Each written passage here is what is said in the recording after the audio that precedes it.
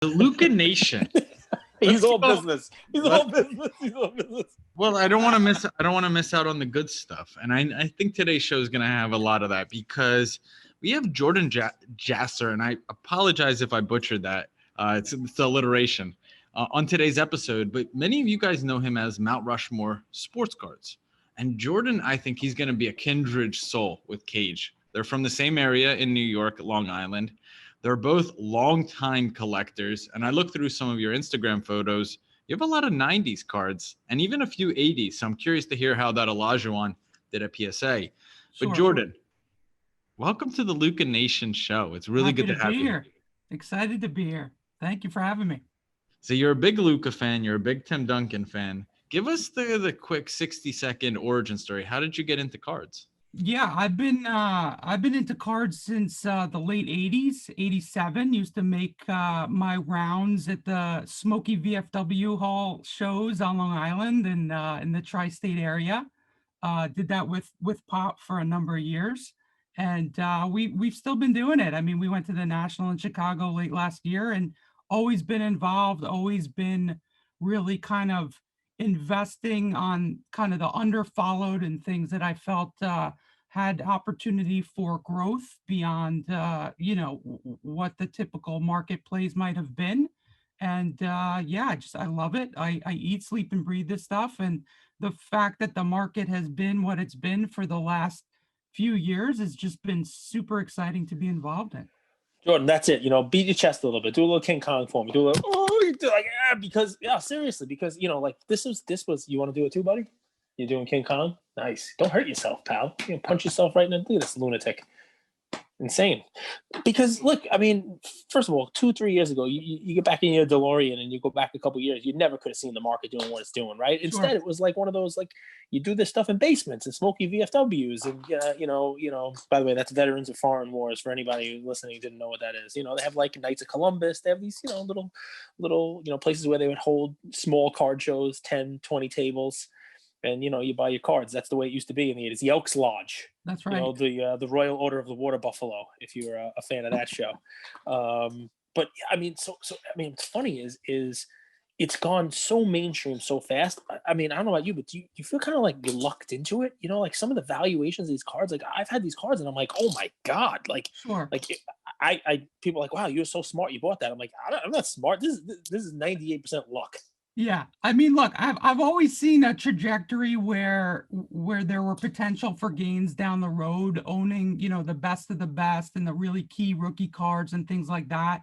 One thing I probably did look into was back in around 2010, I kind of got my arms around my whole inventory and I wanted to rebalance everything. And what I did was I sold off a lot of the bulk, a lot of the excess inventory and quantity of the lower end stuff. And I kind of recalibrated and focused on what I call the Mount Rushmore of each sport. And so then I was probably better lucky than good to buy into some of the really big rookie cards of, Ali cards and some Jordans and Gretzky's and Lemieux and, all that good stuff. So I feel really good about what we were able to do with our collection at that point. And since then, it's just been crazy. It's been awesome. So Mount Rushmore cards, we love it. And it's going to start a great conversation with our folks listening to this. And we'll try to post something up. We'll get people to comment on their Mount Rushmore cards. So it is your identity. It is your Instagram account. What is your Mount Rushmore cards? And you can do it by sport. You can talk about the ones you bought in 2010. That would be great. Yeah, I mean, I was targeting, the top 4 loosely. Some sports are easier to peg 4 than others. Andrew, you know what Mount Rushmore is, by the way? Yep. Okay, good. I was actually looking at his photo from, I think it's February 3rd. There's a Michael Jordan card, a Mickey Mantle, Joe Montana, and let me see. There's one. But do you know what actually Mount Rushmore is? Because I'm going to tell a quick story as you're looking up that picture. So my mother went to Mount Rushmore. This is, the actual Mount Rushmore, the place. Not the one with cards on it, like the place in America. I made the one with cards on it. So you got the cards on it. So my mother went there, and I've never been. And she came back, and I'm like, all right, that's a cool thing. Tell me about it. Tell me about the Mount Rushmore. And, if I go to this, I'm going to be able to tell you, like, how many sticks of dynamite were used on Lincoln's nostril. You know what I mean? Like, I'm going to tell you like the facts, right? How long it took to build, how high it is. You know, it's not as tall as you think it is. Like, I'm going to come back with like, I'll be like an encyclopedia Rushmorica, right? But instead, you know what she tells me? We went and it was very nice, but the gift shop was so expensive. Like, it was very difficult to buy anything of any substance for anyone. And I have That's the so many people I important need to stuff. What bring you go, things back the for. swag That you gift go home shop, with. it was just amazing how much money they charged for trinkets. And I'm like, this was what I got. This is what I got. So that's what I know of Mount Rushmore, that the gift shop is too expensive for my mother's taste. Yeah. So by sport, shoot.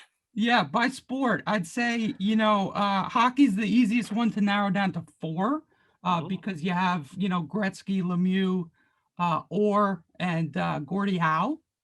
That's just kind of like the no-brainer top 4. The other sports are much, much harder to get to 4. So I loosely kind of took liberties of my Mount Rushmore collection and targets.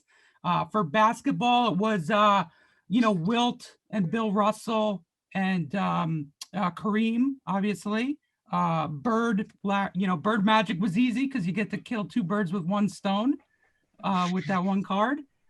Jordan, of course, and then LeBron, and it's evolved over time, right? There's newer guys, there's Luka cards, there's all those types that I've considered to be part of my Mount Rushmore collection and my PC.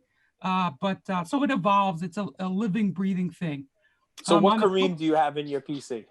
I have a PSA 8. Nice. Yeah, I have a PSA 8 69. And how about the Magic Bird? What do you got on that one? So Magic Bird, I have 2 PSA 8s. But the way I played that was I felt and still feel that the Bird only and Magic only single panels, not the all-stars or the rebounding leaders, but the ones that match the card that they're both on, but it's the panel of just them, right? There's other versions that have just the single panel Bird and Magic. Mm-hmm. Those have sold for far too long at like pennies on the dollar compared to the card that has them both. And I've always felt that that card in particular for each one of them, I mean, that is still a Magic rookie, that is still a Bird rookie. And if together there's synergies that add to maybe half the value of them being combined and together, surely the card of just one or either of them should have at least 20 to 25% of the value of the one of them together. And those are really difficult pop-wise in high grade, PSA 8s and 9s. Yep. The population is not very high. Yeah, that's very interesting. It's a very interesting thought, right? What do you think of that, Andrew? Jordan, I'm surprised you didn't mention Tim Duncan. Looking at your Tim Duncan. Oh, he's on my Mount Rushmore. I could go. You're running out of space on your Mount Rushmore. Yeah. That was like what? Or you cutting their face in half. Or you cutting their face in half, so you get 8 faces instead. I squeezed a couple of extra ones in there for sure. Where's Shaq? I mean, Shaq's on there. They're all on there, right? Like they're all on there. For me, it's not literal top 4 or top 5, right? Like if you're a GOAT, in basketball, if you're a top 10 or 15 player, like you got a place in my collection for sure. Okay, well, let's shift gears because Cage and I were talking about this right before we hopped on with you. And I had this epiphany, so to speak, that Brady is overtaking Jordan as the greatest athlete cross-sport ever. Yeah. Now, I know that seems bold. We even had a discussion, how much better is Brady than Breeze? I think that's a laughable discussion. Has he overtaken Joe Montana on your Mount Rushmore? I mean, yeah, he's had to just because of the body of work. I mean, it speaks for itself.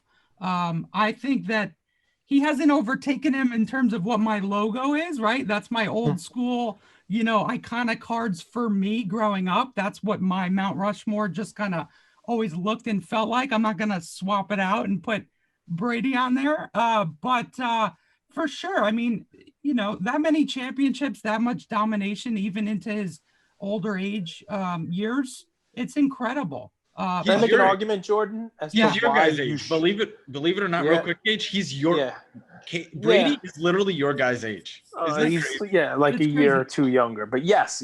But Jordan, I'm gonna tell you, don't change your logo. And here's why, right? No, absolutely not. While Andrew is right, and I would even say, as a child of the '80s watching Montana play, Yeah. He's obviously Montana's older than us, and I'm a Montana believer. I'm a Montana goat. Remember, it's Mount Rushmore cards, not Mount Rushmore players. Sure. Right? So it would be easy to put a picture of Brady up there. But what card? Yeah. Now, Montana, what card. That's true. Brady, that's a good point. Reasonable minds might differ. So you're doing Mount Rushmore of cards. And while Brady, the player, might have passed Montana, which one of Brady's cards do you put on a Mount Rushmore? And that's a really, really important point if you're listening, guys. Because and Jordan, I'll let you chime in on this too, because a lot of times Andrew and I have conversations that are off the record.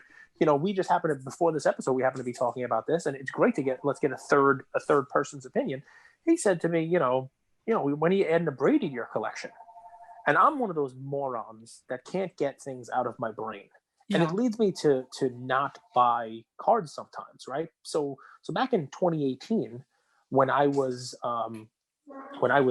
dumping some money into cards and looking to buy goats and stuff, there were cards identified and players identified that I wanted to put money into. LeBron's Chrome was about $1,000 at the time, and I bought 3 of them, right? And at the same time, and this is pretty crazy, but at the same time, the SP Authentic Brady PSA 10 was less than $5,000. Okay, less than $5,000. Yep. And I had 2 of them offered to me at $5,000 each, and they were, I think eBay, they were selling for about $4,500, and I was trying to get them for like $4,200. I was trying to get a deal, and both times I couldn't finalize a deal and passed on them, right? Yeah. And for the last 2 years, that's a card I've wanted to add, but it went from 5 to 10, 10 to 25. Yeah. Then 25 to, and now the cheapest ones on eBay are like $200,000. It's like crazy. ridiculous what the prices are. And I can't bring myself. I'm like, I should have had that card for $5,000. I can't bring myself to buy it. And all along, it's just continued to go up, and that's a real dumb mindset. Yeah. But what I said to Andrew was, well, I'm not going to argue with him about Brady being a GOAT and needing a Brady card in my collection. 2 things stuck out to me. Number one, do I buy that card? Do I buy a Contenders Auto? Do I buy a Bowman Chrome? Do I buy a Bowman Chrome Refractor? Do I buy a regular Bowman? Do I buy some other autograph of his? Do I buy what is the card of his? Does it really matter which card? And then number 2, the more important line of reasoning, at least what I thought was, I think Brady's great, and I think for a long-term investment wise, I think he's fine. He's about as solid as you can get, but I don't think he's the smartest place to put your money over the next 12 months.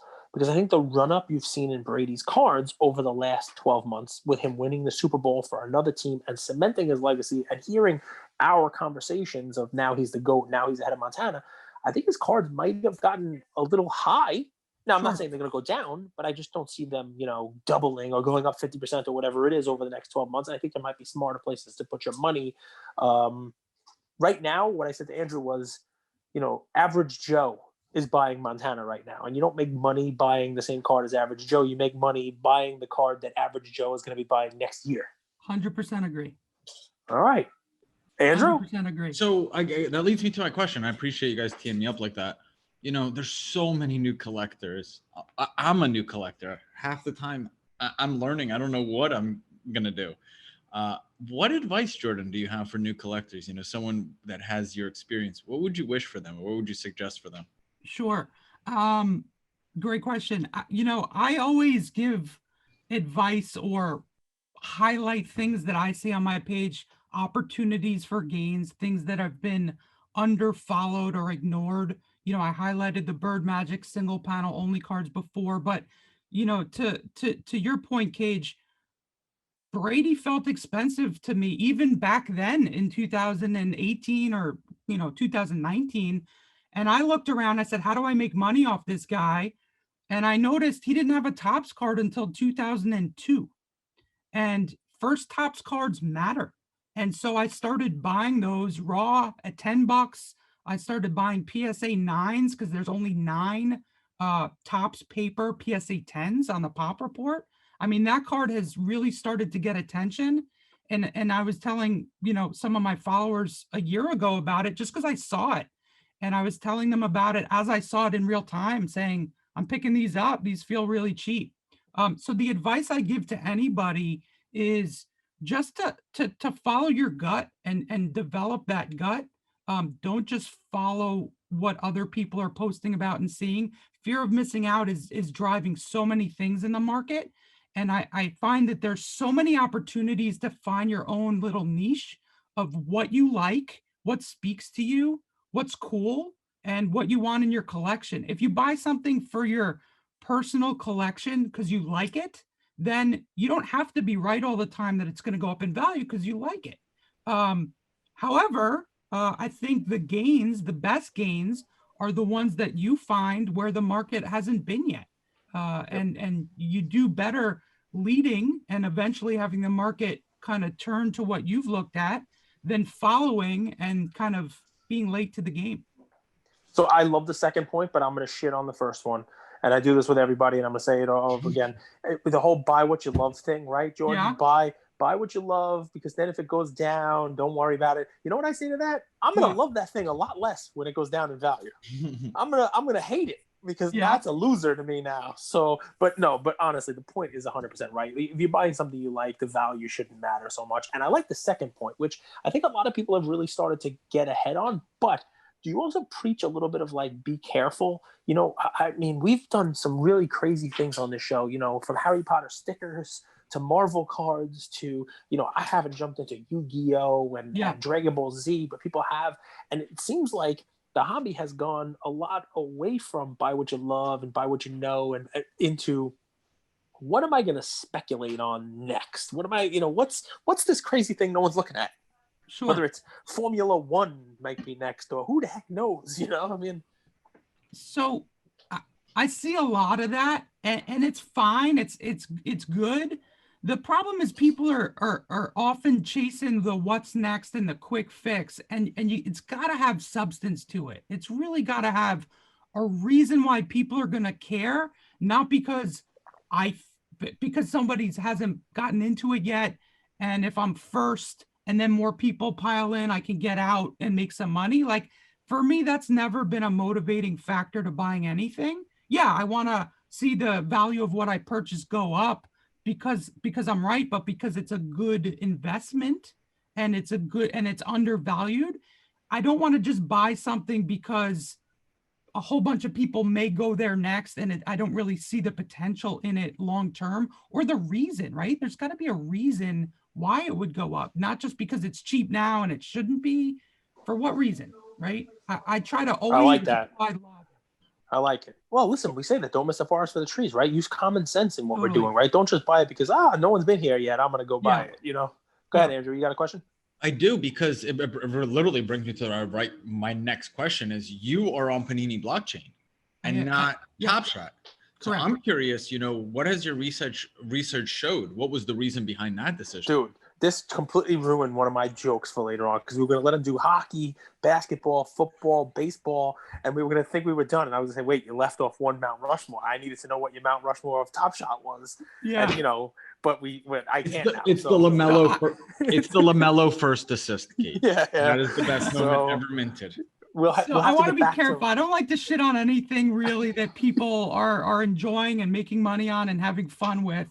For me personally, I don't believe in the long-term merit of Top Shot concept. I shouldn't say concept.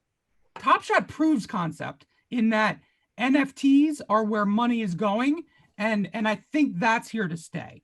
But the Top Shot highlight per se, for me, doesn't hold long-term value, because I can count on one hand how many memorable NBA moments there have been in my lifetime, right? There's the Jordan shot against Utah. There's one against Cleveland. There's a couple LeBron plays. There's a Kobe moment or two. I mean, I love the Spurs and Tim Duncan, but he doesn't have a single highlight that's worthy of anybody buying or really owning. Stop it. When he hits the square and just perfect bank shot. I mean, that was like 8 times a game, though, right? So, Jordan, just to play, it's not devil's advocate, but just to play counterpoint with you, you have invested a lot of money in cards.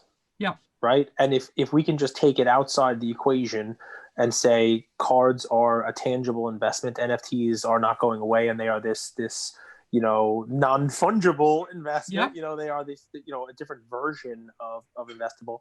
I'm looking at your cards, and I see the Bill Russell rookie card. I see the Wilt Chamberlain rookie card. I see the Montana rookie card. I see the Mickey Mantle rookie card. While it's got some cool coloring background, I see Tom Brady's cards. I see all of these cards. None of them depict any memorable moment in time.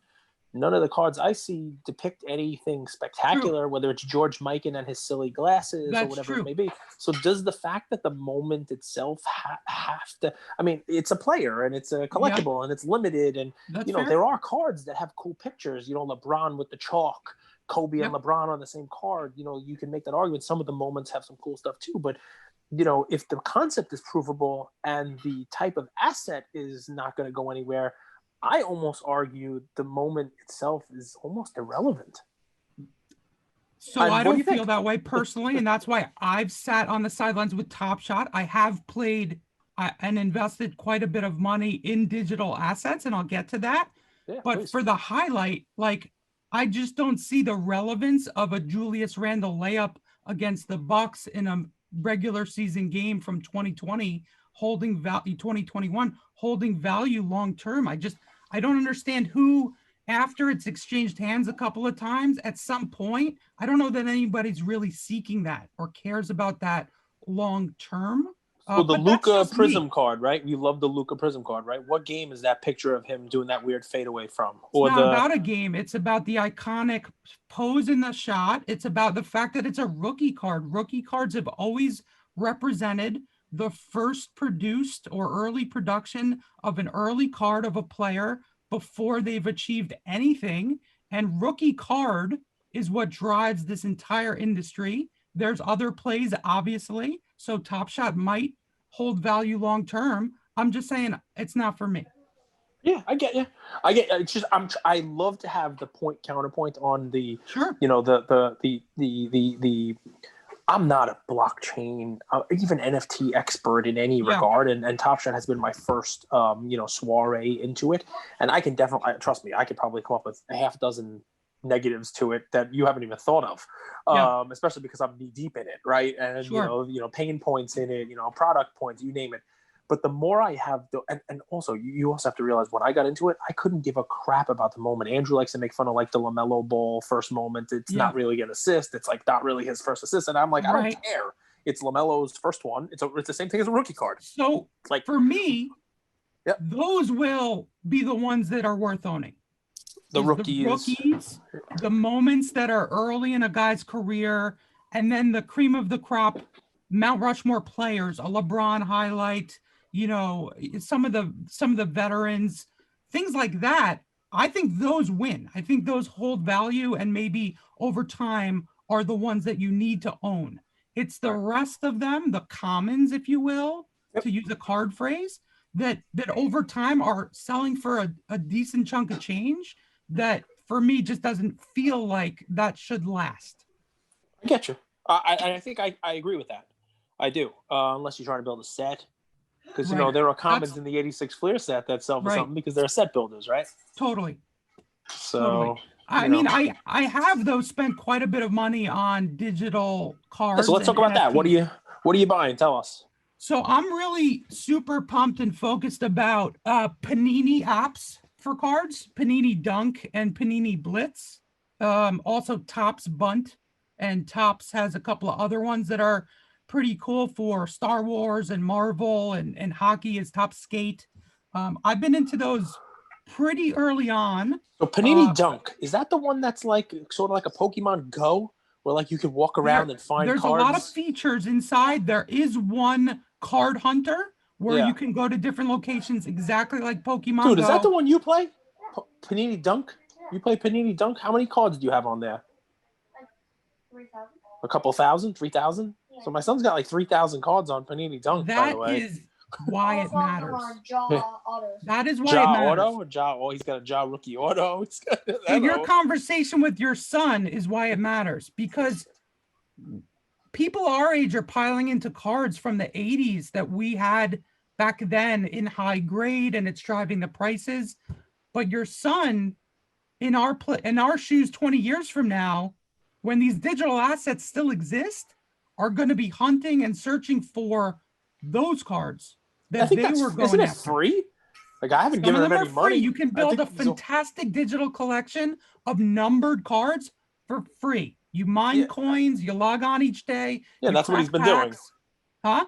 That's what he's been doing. 10 free packs from It's like when we open a fantastic. box of cards and that because he got a couple thousand of these things. It's awesome. Every There's once in a while, it's in-app like, hey, we got to walk purchases. over. We got to walk to the Domino's pizza place in our neighborhood because there's a card there. It shows up on a map. Walk to Domino's and pick up a card. I'm like, all right, let's walk. Don't whatever. ignore it. Yeah. Don't ignore it. All right. I've spent thousands of dollars on low-numbered Luka 2018 cards, LeBron cards, Kobe cards, Zion, Ja, all of them. I think that they're going to be really important and really relevant. They are, as broadly defined, NFTs. And if Panini can execute and get the technology, get the app upgraded to the technology that didn't exist when they launched the app, but does now, and they can layer in blockchain technology on top of the app and those cards, I think it's going to get wild. Your thought is, and I know, let's just say I know, without saying how I know, but I know that Panini is reaching out to players in our industry to build up their blockchain. Yeah. And try to compete with Top Shot. I know they're looking to spend some money on it. Your thought is that they can basically create like an NFT Top Shot competitor, let's say, by bolting something onto the Panini Dunk app, something they already have? I believe that Blitz and Panini Dunk apps can layer in the blockchain technology to the cards that they have in app, and I don't think that they're going to compete with Top Shot. I think they're going to bury them. Yeah, well, I mean, Wow. it's I love this kind of stuff. That's a soundbite. I mean, listen, clip that. I gotta say, Top Shot has the NBA behind it, but so does Panini, and that's the funny part, right? Like, as a lawyer here, what I'd be curious about is, what kind of agreement they have with the licensing, whether there's any exclusivity to it as far as blockchain, right? Because one of the things that Panini would have to do now to expand the Dunk is to add some form of blockchain capability onto the serial numbered card, however they would do it, right? That's and if Top Shot has an agreement with Panini now, or with the NBA, excuse me, that they would have the exclusive, blockchain. So it's but already they can't, happened. Right? It's already happened. Right? Panini has blockchain. Right, that's what I mean. Like cards. they have one, right? Yeah, they have cards. Yeah. Which, by the way, also, that's a weird thing they did, right? Like I don't even understand what Panini did with the blockchain cards. They're cards, but they're not really cards, and like it's just they're interesting. Digital. They're NFTs, pure and simple. But they make it look like a card, but it's not an actual card. Yeah, that's right. So basically, instead of having a moment that you don't really own, but you gotta have a card that you don't really own. I think you have to separate the concept of NFTs as broadly defined versus moments. Your first kind of, I guess, experience with an NFT is synonymous with a moment, and there's some art. No. What I mean is that I'm just using Top Shot as a moment. I know what NFTs are, but basically what Panini did with their blockchain is, instead of having a highlight or instead of having that, their blockchain piece was a card. I saw one. It was like Trae Young and Vince Carter dual auto that was selling on eBay. But I had to read the description. I'm like, okay, I don't get the card. I get like a blockchain representation of it or something. It was a little confusing, but I get it. It's an NFT, right? Yeah. But the same way Top Shot would be a moment, the NFT is this digital card, not a physical card. It's a digital Trae Young, Vince Carter dual auto. 100%. And the thing I like most about the apps is right now you can buy low-numbered rookie cards of Pat Mahomes and Doncic, and you can accumulate and acquire all of these cards for fractions of pennies on the dollar of what it would cost you for the physical version of that card. Right. And even if I'm not saying they will ever go up in value to be worth the same as the physical equivalent, all I'm saying is they shouldn't be free. And right now they're practically free. Okay. All right. I mean, maybe the proof of concept that Top Shot has done will open the door for the others. That's You know what I mean? exactly my feeling. All right. That's interesting, And guys. That's very just to interesting. beat a dead horse a little more, the concept of collecting cards is you know so well known and ingrained in the whole market of watching it all move upwards that for even a fraction of the market to turn to NFTs, the Panini products and the Dunk cards and Blitz cards, people know something about those already. People know which brands they like and what cards they like. Why wouldn't they want a digital collection of similar cards that they have? If that's kind of the next frontier as well. I just think it really is a nice kind of foray and a great opportunity. For someone I mean, like look, me who's been living overseas for a little while and I don't get cards shipped to me, one of the things I really liked with Star Stock, with Top Shot, was the tradability without shipping. Do you feel that Panini, when we buy and sell high priced cards, it's difficult. It's scary. It's scary to ship cards like that. True. And to have something on the blockchain where you can instant ownership transfer, I've spoken about that quite a bit. Do you think that there is that element with Panini blockchain? That's a great point. I do. I think that's a big win in its favor. But also not having to deal with grading or condition is helpful. Not having to stand online in front of 20 guys at Target to get some retail. You can go online right now and you can buy a box of National Treasures 2019 Panini for $99. You get 14 packs and you're pulling Zions and Jaws and they're numbered just like the real ones are. So like it's pretty cool. It's cheap. It's easy. It's fun. And I think it's got great potential. Cage, have you gotten a blockchain card? You ripped packs since like Panini came out. So they're not blockchain. So yes, I have purchased some, through eBay, through Panini has like an auction site as well. Yep. For their blockchain. As far as Dunk, that's not blockchain yet. I think what Jordan is saying is that they can layer a blockchain onto that app, and then create basically a blockchain version of the card. One of the things that they'd have going for them, Andrew, and you probably haven't been on Dunk, and my son and I, we've done it, but only on the lower end. But they basically have a digital version of the real card. So you open packs. Like we've been relegated to opening packs of Dunruss and hoops, like whatever you could get with the amount of coins that you're getting for free. Because I tell my son, I'm not giving you money for this. You want to open packs, go run around and find gold coins or whatever the heck you got to do. Challenges and whatever else he's doing on the app. And then he opens up packs, or there's a discount this week for a hoops pack. It's only 50 coins or whatever the heck it comes out to, right? Yep. But if you are willing to spend some money on it, if you believe in, this stuff, there's packs of, like you said, National Treasures. There's Prism. There's cool, limited stuff. Like the same way they would be, if you went into your store, and got these things. He's got Zion autos. He's got Zion rookie autos, Prism and stuff. He's got them in packs and stuff like that. So, I always looked at it though as a game, which I guess you could say Top Shot was supposed to be a game also. All these things were supposed to be sort of a game. And Jordan, I mean, you're opening my eyes here. I mean, I don't know whether that's the way they go. Do you have any fear of them just saying, okay, Dunk is what it is. It's a game. We're going to build a whole new separate thing, marketplace, you name it. And then what you're investing in, this is just pure speculation, right? That, Sure. Hey, those are, you're okay with buying because you like it. Yeah. I think I'll tell you what, I was on the Topps Bunt app back in 2013 when they launched in 2012. Okay. And it was, I played it as a game, but my game was, I'm going to trade everything I pull out of these free packs for 2012 Mike Trout cards, because that's his first ever digital rookie card. Okay. And, playing around on the app for a year or two, every once in a while, I ebbed and flowed with how much time I spent on it. But I noticed in 2014, a lot of the original users had disappeared. So it was getting harder and harder to get 2012 cards. And I had this thought. I said, what if history is repeating itself? What if the 1950s and 60s baseball cards that everybody's mothers threw out became rare because they're not out there anymore and they're scarce, right?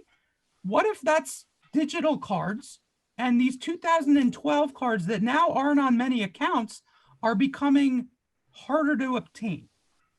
That Mike Trout card has 17,000 stated count of cards produced, but by some guesstimates, people think that there's between 5 and 10% on the app actually on active user accounts, maybe less, right? So that's maybe between 800 and 1,700 cards of Mike Trout's first ever NFT from 2012 tops.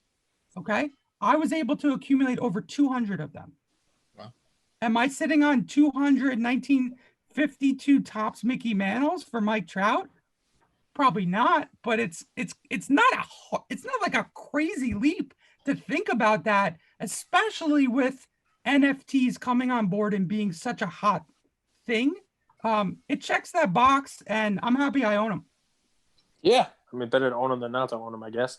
Yeah. Topps Bunt, it's another one. I think we were on that 5 years ago, and probably But that's the thing, right? Like that's what makes for good nostalgic investing is what the next generation remembers playing with and using. If this becomes a thing of the future and it's super early, right? Just like all NFTs across the board, you don't know who's going to win. But if this becomes a thing and it really is a long-term kind of new frontier of collecting, the time is now when they're practically free to gather up and gobble up those assets and trade for them and maybe spend a little money and see what happens. I'm curious what the sequel episode of this will look like when Cage is someone, he takes in information, he goes, he does his homework, he studies relentlessly, and then he comes back, he's like, this is what I found. So I'm excited for the sequel episode. Oh, yeah. Too. I'm curious. Go ahead. A Tim Duncan collector like yourself, Jordan, you know, the Hall of Fame's coming up. The Tim Duncan Topps paper card, you have a ton of that card. Yeah. It's a pop 600, 700 card in a PSA 10, right?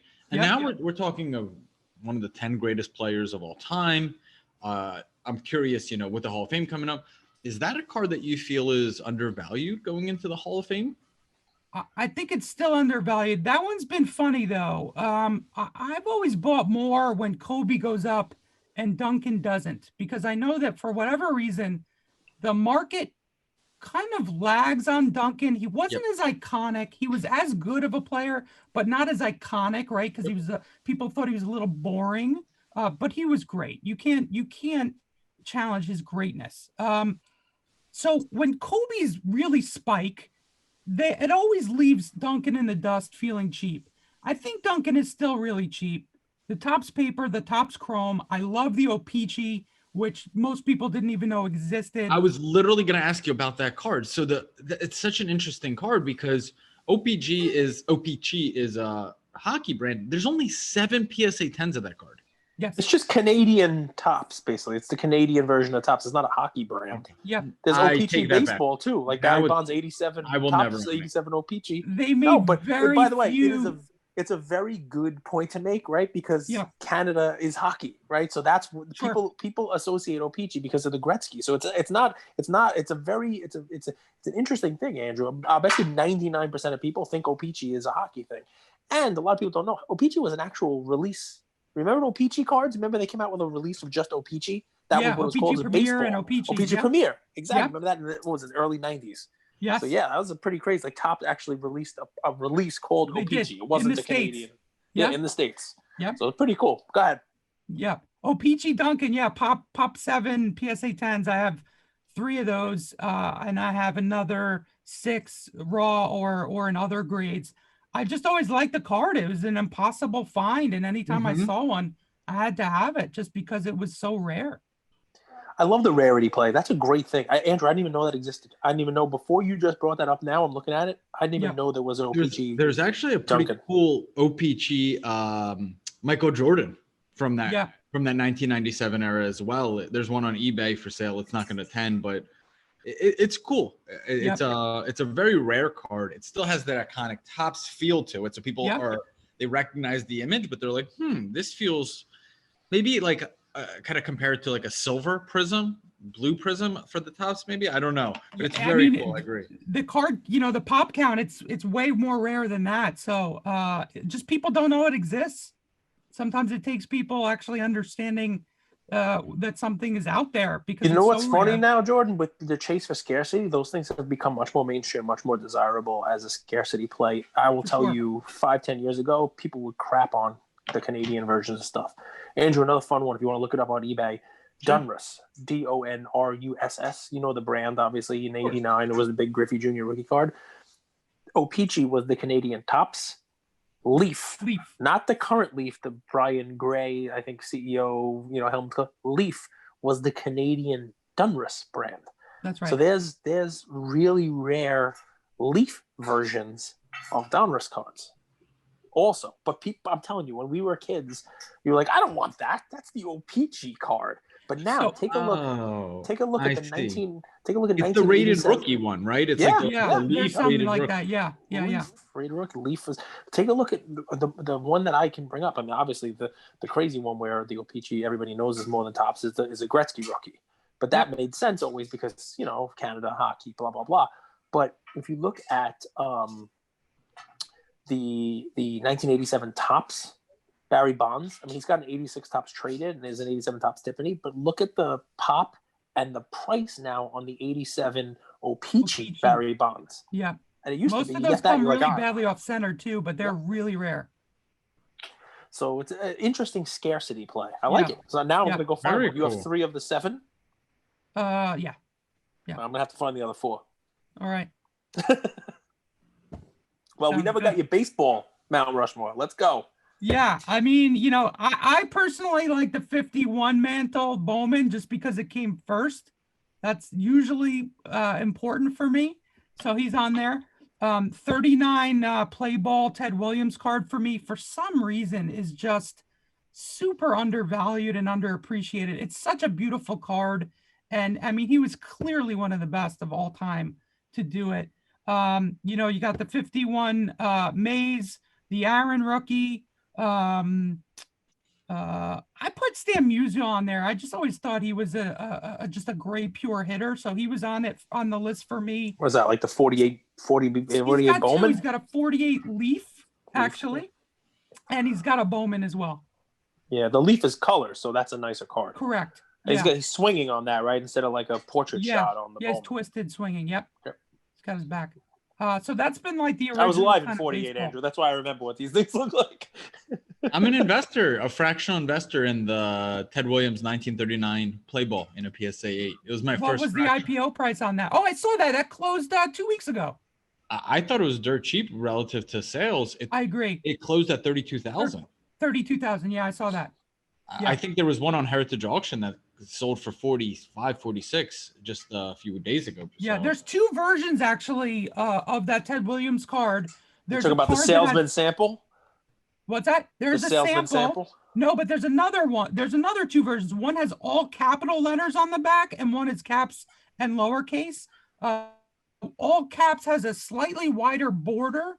It's interesting. I think I have one of each in high grade. And I just always love that card. I think that card, that was a great purchase, Andrew. Here's the measurement. What do you have? What grade? What do you have in high grade? Let's go. I got a PSA 8 and a PSA 6, both centered. Oof, PSA 8 is a nice card. That's a nice card. That's been my favorite card for a long time. I have to upgrade. Andrew, I only have 5 of that. I got to upgrade. 5 sitting in my PWCC vault. Is it centered? It's a PWCC A. It's really nicely centered. Nice. Yeah. Nice. Jordan, how long have you been collecting? Like, have you been doing this since you were a kid and you just build? 1987. Reinvest the gains. You might be the only person where there's a few of you that have like had no lag, right? They didn't go to high school. They didn't party. You've just been collecting all the way through. It's funny. I went to college at the University of Buffalo. Okay. And my dad used to fly up and we drive up to the Toronto Fall Expo and Spring Expo twice a year. We'd make money on the exchange rate because they typically would price things in US dollars. Great. We saw plenty of O-Pee-Chee and Leaf stuff up there, let me tell you. Oh, I'm sure. That's great. That's cool. And listen, don't miss that important part of it. You did it with your dad. You know, I did this with my father back in the day, and I'm trying to, bring my son into it. We opened a Pokemon box last night, today, Friday.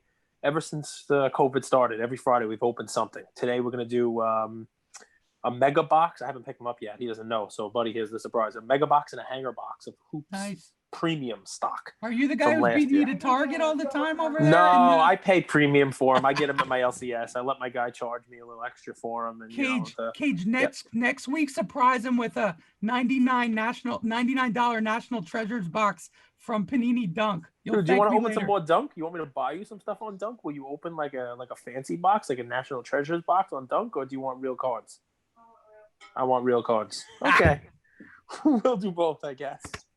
He's said that many times, Jordan. It's funny you say it. He'd be like, imagine if there was a knock on the door and someone gave us real cards of what I have on Dunk.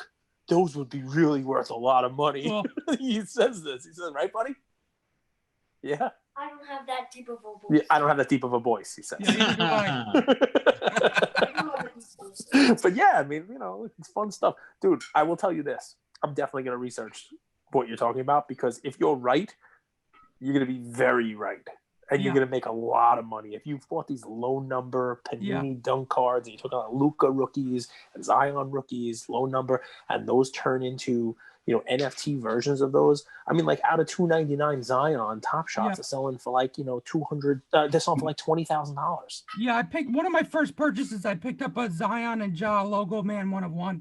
No, I can't buy those then, I guess. Yep. 1/1s, I mean, unless there's another 1/1. That's great. Good for you. Yeah. Does it give you?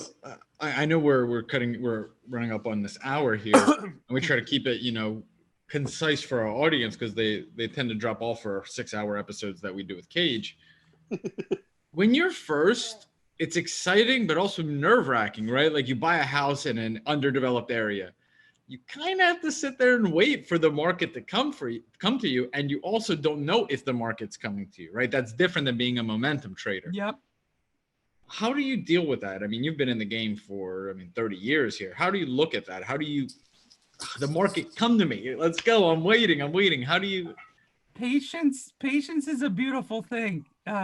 Because when you get proven right, you'll do way better than when you're following and you're just kind of like trying to keep up. So I'm confident in what I see. When I make a play, I go all in, because I've done the research to know that I'm confident in what I'm seeing and what I expect others to see eventually.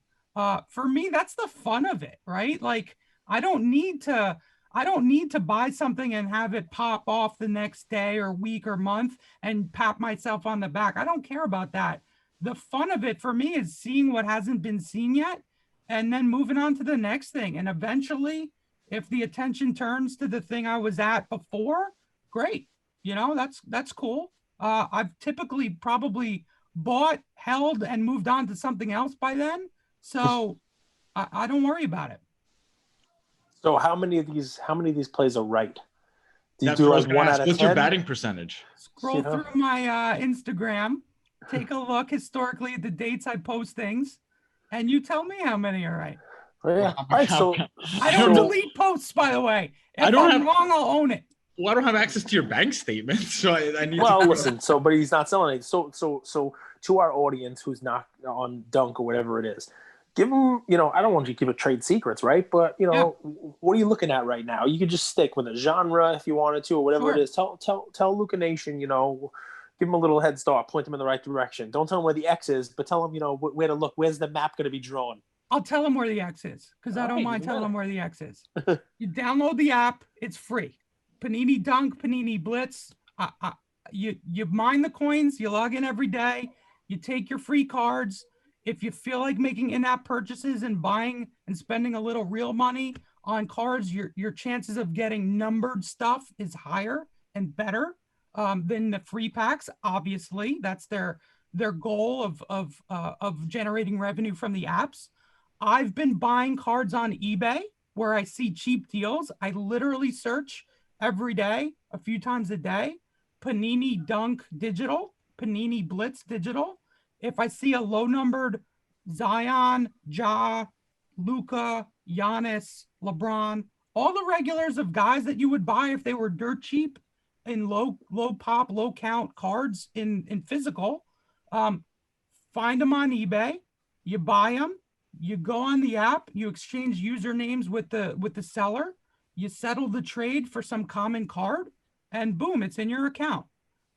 You know, you start off small with what you're willing to invest and pick up a few things here or there. If they layer in blockchain and they execute and it becomes an important thing in the hobby, I think that there's multiples on your money to be made. Wow. It's interesting, right? Because they could actually say they beat Top Shot too, and all they'd have to do is layer in the blockchain on top of it because it's been out for years already. They've been out for years. The concept was super cool, I think, and the technology now exists to make it reach its full potential, is my feeling. And you could have a Luka rookie NFT, which you can't have in Top Shot.